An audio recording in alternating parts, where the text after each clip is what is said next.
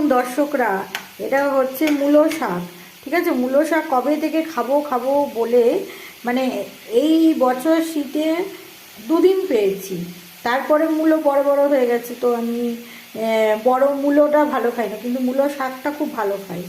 কালকে 2 আটি 15 টাকা, ঠিক আছে, একদম চিকন চিকন আটি। আমি দেখে আর লোক সামলাতে পারলাম না, আমরা আগে তো নিই। আমার মূলো শাক খুব ফেভারিট। কার কার ফেভারিট অবশ্যই কমেন্ট বক্সে। ব্রেকফাস্টও খাও, খেয়ে নাও ব্রেকফাস্টও।